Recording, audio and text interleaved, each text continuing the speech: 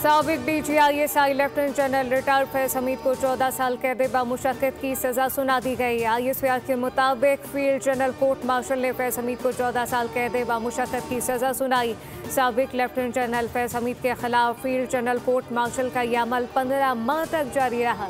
मुलजिम के खिलाफ 4 इल्जामात पर कार्रवाई की गई। इल्जामात में सियासी सरगर्मियों में मुलविस होना, ऑफिशियल सीक्रेट एक्ट की खिलाफ वर्जी, इख्तियारात और सरकारी वसाइल का गलत इस्तेमाल और मुतल्लिका अफराद को नाजायज़ नुकसान पहुँचाना शामिल है।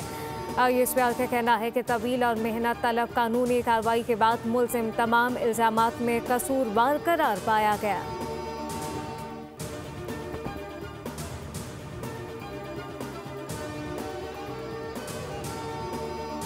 फैज हमीद से मुताल्लिक तारीखी फैसला है, मज़ीद ट्रायल भी जारी है। फैज हमीद के पास अपील के लिए भी फोरम होंगे। मेरे ख्याल में इनको तौबा करने की ज़रूरत है। Chairman Peoples Party Bilawal Bhutto कहते हैं कि PTI अपने तर्ज अमल से विफाक को मजबूर कर रही है कि सख्त इकदाम उठाए जाए। बानी PTI को अपने जराइम का जवाब देना पड़ रहा है। ये अपने दौर में ताकत के नशे में धमकियाँ देते रहे। मज़ीद बोले KP में गवर्नर राज पर कोई बात नहीं हुई।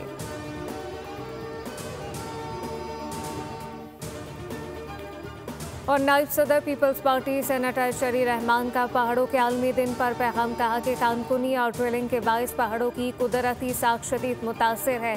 पहाड़ों की बेतहाशा कटाई से जंगलात और नायाब जानदारों के मसाकिन खतरात से दो चार हैं, जबकि ज़ेर ज़मीन एटमी तजुर्बात चट्टानों को खोखला और ज़ेर ज़मीन पानी को आलूदा कर रहे हैं। पाकिस्तान में 3000 से ज़ायद बर्फानी झीलें, 13,032 ग्लेशियर मौजूद हैं जो खत्ते के बेशतर आबी वसाइल पैदा करते हैं। पहाड़ों की कटाई में मुलव्विस अनासिर के खिलाफ सख्त कार्रवाई करना होगी।